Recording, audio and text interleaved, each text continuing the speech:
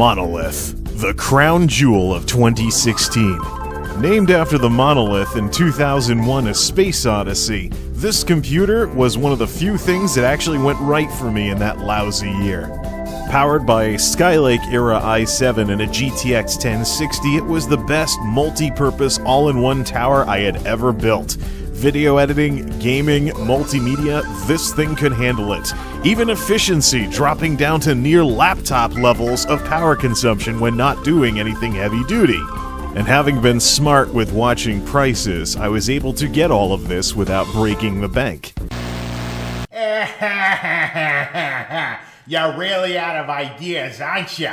Reusing footage, reusing dialogue? You're running out of ideas, Jay. Actually, I'm doing this because this episode is going to be about Monolith just like the last episode was. Except instead of playing a really old game, we're going to see what it takes to bring Monolith to its knees. And now, on with the show! The Wacky World of MultimediaJay.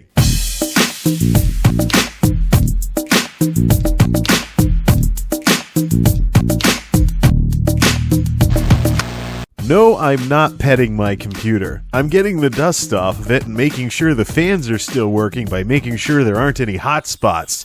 But I could see where people could make such an insinuation. In its first 6 months of operation, Monolith had proven itself to be one heck of a machine, but it was time to spread the love. Having recently found out that unregistered Windows 10 had less restrictions than previous versions of Windows, I decided to nuke all OSs off of my non-Windows 10 computers and get Windows 10 installed by any means necessary, then take my GTX 1060 on a grand tour of all the systems to see what sort of numbers these systems could do. Every science experiment needs a control though, so I decided that stock Monolith, as I'd normally use this system, would be a good specimen for a little experiment, and I'd make my way around to other systems and configurations later on.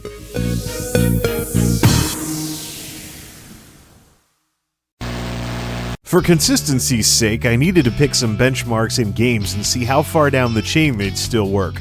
On the benchmark side of things, I decided on using the Unigine benchmarks up to Valley, since Superposition hadn't yet been released when this experiment began. For games, I decided to go with a mix of various Steam games with The Crew in the forefront, the newest game circa 2014 that I had become obsessed with. As the spiritual successor to Test Drive Unlimited 2, it had exactly the sort of crankable settings and compelling reasons to shoot for 60 FPS that this sort of test would call for.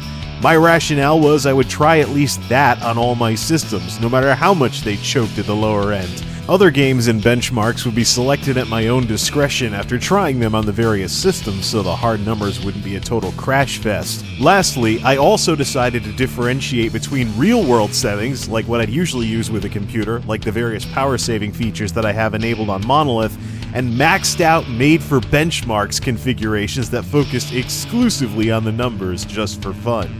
And with that in mind, it was time to begin the 1060 experiment with Monolith the way I would use it in the real world. It's time for the hard numbers.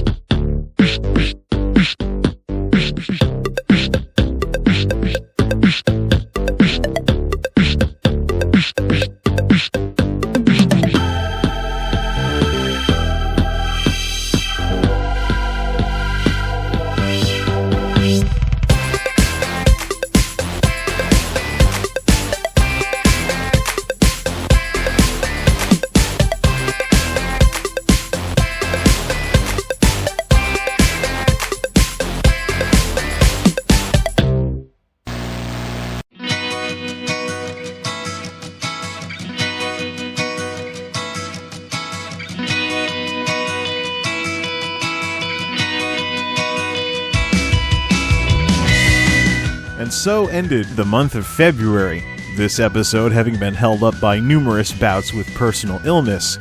Indeed, I had spent all but a few days of February 2017 battling one of the various bugs that was going around the office. But March definitely looked interesting. This is MultimediaJay signing off. Thanks for stopping by. Now let's have some more fun with that monster truck.